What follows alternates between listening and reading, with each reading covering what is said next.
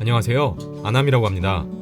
3월 19일 미국 샌프란시스코에서 열린 게임 개발자 컨퍼런스 GDC 2019에서 구글이 클라우드 게이밍 서비스인 스타디아를 공개했습니다. 클라우드란 데이터를 인터넷과 연결된 중앙 컴퓨터에 저장해 인터넷에 접속하기만 하며 언제 어디서든 데이터를 이용할 수 있는 서비스 기술을 의미하는데요. 클라우드 게이밍이란 이름에서 알 수 있듯이 게임에 필요한 연산, 그래픽 처리 등 컴퓨팅 프로세스가 유저의 기기가 아닌 클라우드 서버에서 이루어지는 것이 가장 큰 특징입니다.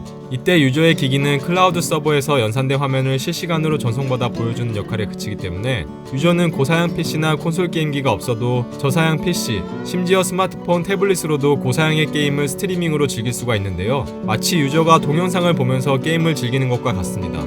프로젝트 스트림이라는 이름으로 2018년 10월에 최초로 공개됐던 스타디아는 최신 콘솔 게임 중 하나였던 어쌔신 크리드 오디세이를 크롬 브라우저를 이용해 플레이할 수 있게 하면서 충격을 주었는데요. PC든 스마트폰이든 태블릿이든 관계없이 4K 해상도의 게임을 초당 60프레임으로 플레이할 수 있게 한다고 합니다.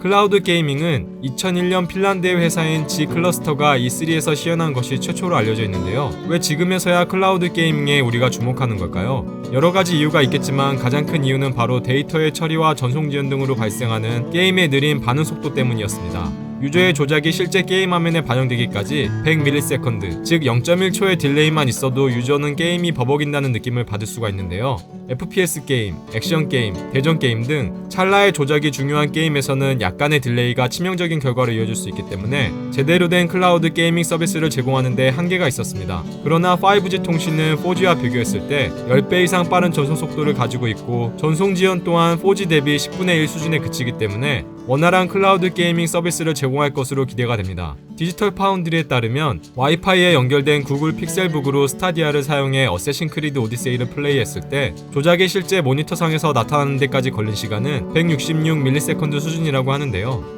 5G 환경에서 10분의 1 수준인 0.017초 정도로 딜레이가 줄어들 수 있다면 유저가 아예 느끼지 못하는 수준도 가능하지 않을까 생각됩니다. 실제 구글은 반응 지연 속도를 완전히 해결했다고 자신하고 있으며 뒤에서 언급할 마이크로소프트의 게이밍 클라우드 사업부문 부문장 카림은 서비스 지연 시간을 10ms까지 단축했다고 밝히기도 했습니다. 향후 게임 시장은 엄청난 전쟁을 예고하고 있는데요. 클라우드 시장에 도전장을 내민 회사는 구글뿐만이 아닙니다. 먼저 글로벌 콘솔 시장에서 62%를 점유하고 있는 절대 강자 소니는 2012년 클라우드 컴퓨팅 기업인 가이카이를 3.8억 달러에 인수한 후 2014년부터 이미 플레이스테이션 나우라는 이름으로 스트리밍 서비스를 제공하고 있는데요. 500개 이상의 게임을 플레이스테이션 4 기기와 PC를 통해 스트리밍으로 플레이할 수가 있습니다. 여러 테스트 영상을 찾아보시면 게임마다 차이는 있겠지만 로딩부터 실행까지 짧으면 1분 정도의 시간이 걸리며 입력 반응 지연 시간인 인플렉은 직접 설치해 플레이하는 방식 대비 60에서 80ms, 즉 0.06초에서 0.08초 정도가 더 발생해 살짝 버벅인다는 느낌은 받을 수가 있지만 꽤 괜찮은 플레이 환경을 제공하고 있습니다.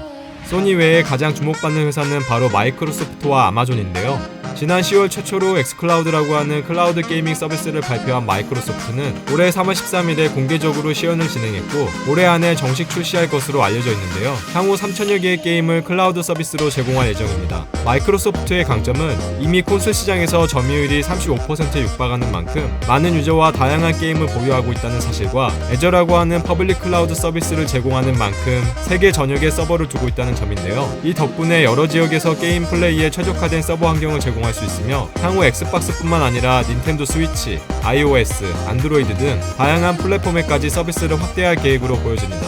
글로벌 유통공룡 아마존도 2020년에 클라우드 게이밍 서비스를 시작할 것으로 알려져 있는데요. 2018년 3월에 게임온이라는 서비스를 발표하기도 했습니다.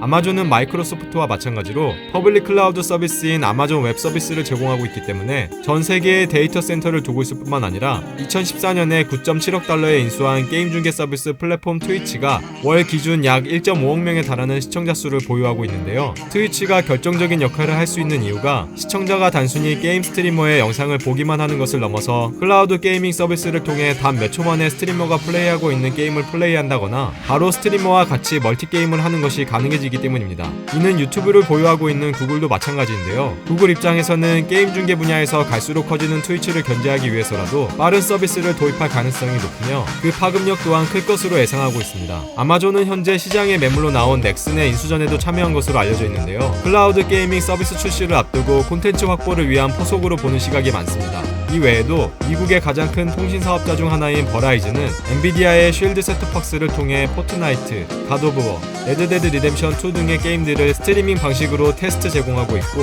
스팀으로 유명한 밸브도 스팀 링크 애니웨어라는 서비스를 3월 15일날 발표하면서 클라우드 게이밍 경쟁이 얼마나 치열해질지를 보여주고 있습니다. 클라우드 게이밍이 가져올 변화는 크게 3가지 정도로 볼 수 있을 것 같은데요. 첫째로 과금 요소의 변화입니다. 현재 월 정액 스트리밍으로 음악을 듣거나 IPTV를 시청하는 것처럼 CD나 디지털 다운로드로 게임을 즐기던 유저들은 점차 감소하고 월 정액의 구독 방식으로 서비스가 점차 변해갈 것으로 전망이 되는데요. 이미 플레이스테이션 나우는 월 19.99달러에 500개 이상의 게임 이용이 가능하고, 지포스 나우도 월 7.99달러에 50개 이상의 게임이 이용이 가능한 정액제 구독 시스템을 채용하고 있습니다. 둘째로 고사양의 콘솔 기기나 게이밍 PC가 필요 없어진다는 점인데요. 기존의 어쌔신 크리드 오디세이를 플레이하기 위해 인텔 코어 i7 3770 이상의 CPU, 지포스 GTX 970 이상의 그래픽카드 등 고성능의 PC나 플레이스테이션 4, 엑스박스 1 등이 필요했다면 이제는 저사양 PC나 스마트폰으로도 플레이가 가능해지기 때문에 40만원이 넘는 콘솔 기기는 앞으로 필요 없어질 가능성도 없지 않을 것 같습니다. 실제 프랑스 게임 전문지 제욱스 비디오는 마이크로소프트의 차세대 엑스박스가 저가형의 스트리밍 전용 로카드와 기존처럼 고사양을 가진 아나콘다 2개로 공개될 것이라고 보도하기도 했습니다. 셋째로 PC 콘솔 게임사들의 성장 기회와 모바일 게임사들의 경쟁 심화입니다. 지금까지 소니와 같은 콘솔 사업자들은 자신들만의 콘솔 시장을 구축하기 위해 독점 타이틀을 출시하고 이것이 다시 기기 판매로 연결되는 선순환 구조를 추구했는데요. 클라우드 게이밍으로 인해 기기에 구애받지 않고 플레이가 가능해지면서 게임사들은 특정 플랫폼에 종속된 독점작으로 출시하는 대신 클라우드를 통해 전 세계에 출시함으로써 더 큰 시장에 접근이 가능해진 것입니다. DFC 인텔리전스에 따르면 전 세계 게이머를 플랫폼에 따라 구분했을 때 모바일이 15.2억 명, PC가 13.7억 명, 콘솔은 2.2억 명이라고 하는데요. 콘솔 게임 개발사들 입장에서는 2.2억 명의 소비자가 29억 명으로 확대되는 것과 같다고 볼 수 있습니다. 실제 에픽 게임즈의 포트나이트는 맥이나 윈도우, PS4, 엑스박스, 닌텐도, 스위치, 안드로이드, iOS 등 대부분의 콘솔과 OS에서 동시에 게임을 즐길 수 있는 크로스 플레이를 지원하고 있는데요. 전 세계 2억 명의 사용자를 확보한 것으로 알려져 있습니다. 반면 모바일 게임사들 입장에서는 그동안 휴대성과 편의성 때문에 PC나 콘솔 게임 대비 상대적으로 낮은 퀄리티에도 불구하고 엄청난 수익을 기록할 수 있었다면 앞으로는 1,000억 원이 넘는 개발비가 들어간 대형 게임들과 경쟁해야 하기 때문에 위기 요인으로 볼 수 있을 것 같습니다. 실제 대작으로 불리는 모바일 게임인 듀랑고, 거무사막은 각각 200억 원, 60억 원의 개발비가 투입된 반면 2018년 올해의 게임을 수상한 콘솔 게임 갓 오브 워는 1,000억 이상이, 레드데드 리뎀션 2는 2,000억 원 이상의 개발비가 들어간 것으로 알려져 있습니다. 두 가지 플랫폼에 대한 플레이어의 니즈와 뷰가 다른 것은 감안해야겠지만 동일한 휴대성을 가정했을 때 모바일 게임 진영의 치열한 생존 싸움이 예상됩니다. 시장조사 업체인 IHS는 클라우드 게이밍 시장이 2018년 2,000억 원에서 2023년에 1.6조 원으로 매년 50%의 성장을 거듭할 것으로 전망하고 있는데요. 아마존, 구글, 마이크로소프트 등 전 세계 1, 2, 3위의 글로벌 공룡 기업들이 참전하는 만큼 향후 게임 시장에 엄청난 변화가 불어닥칠 것으로 보여집니다. 여러분들은 클라우드 게이밍이 어떠한 변화를 가져올 것으로 생각하시나요? 댓글을 통해 더 많은 이야기를 나누면 좋을 것 같습니다. 이번 영상은 여기까지인데요. 시청해주셔서 감사드립니다. 구독과 좋아요, 댓글은 큰 힘이 됩니다. 감사합니다. This is Stadia. Gather round.